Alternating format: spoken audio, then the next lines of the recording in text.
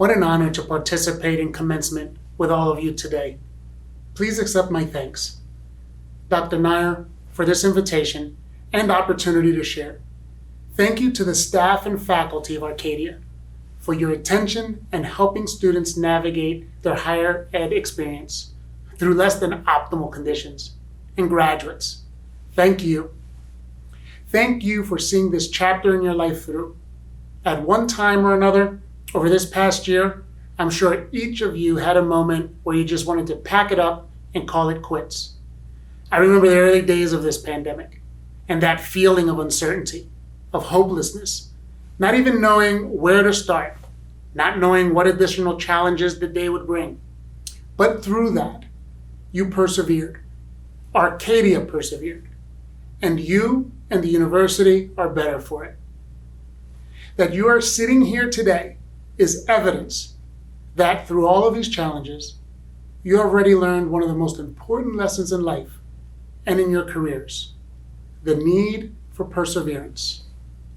When this commencement and even when the COVID-19 pandemic are a distant memory, persistence and perseverance will continue to be the driving force in your lives.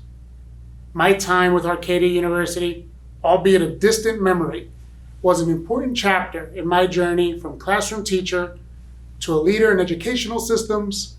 I learned so much about the practical application of leadership and learning from faculty that served in the systems they were trying to teach us about.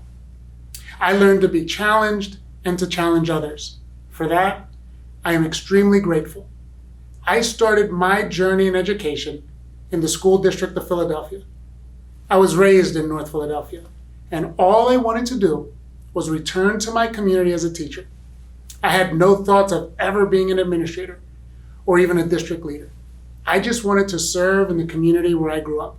Yet, the school district was the last employer to show interest in me as a candidate. I wasn't even invited for an interview until early August. Here I was, sitting on other offers, and the only place I wanted to teach wasn't even calling me. So I connected with every mentor I had, visited schools to ask directly if they had any vacancies. I got advice from other teachers, and finally, after a great deal of effort, I got the call.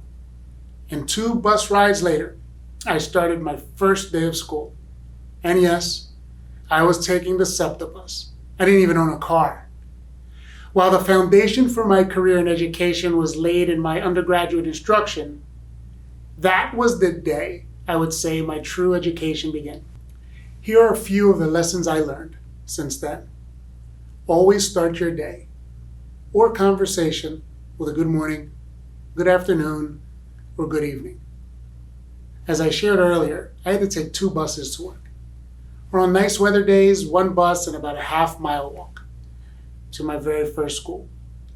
One day, I observed a parent and her son rush out of their house to school, a scenario I lived through as an only child of a single mother over and over again. This mom had every hand and shoulder occupied by bags and luggage and a busy child who just was not cooperating. She, rightfully so, was frustrated, and her little boy wasn't helping much. But it was a good reminder of all the obstacles and conditions many of our parents and students face before they even start the day. So I made it a point from that day forward to start every class and every interaction with a deep breath, a smile, and a good morning. Starting an interaction with a smile and a welcome only takes a few seconds, and you never know what the person in front of you has gone through to be present with you at the time. One of the most rewarding jobs I had was administering a credit recovery program, where I worked with overaged high school students to create a portfolio, a combination of additional credits, work, and relevant life experiences that would move towards earning their high school diploma. I would meet with each and every student, review their transcript, and create a roster for them. Many took additional classes.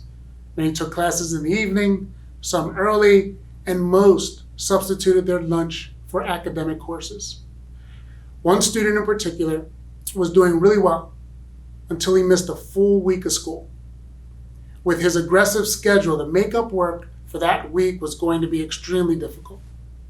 When he returned, I called him into my office and let him know, in no uncertain terms, that I was not happy. After listening to me rant for a few minutes, his head down, looking remorseful and shamed, he shared that he was sorry. However, he only had $5 and had to make the decision to do laundry for himself and his little sister or buy a pack of school tokens for transportation. His sister was still in elementary school, so he chose to do laundry. My heart stopped. I apologized, and we came up with a plan. A plan both for school and to do laundry.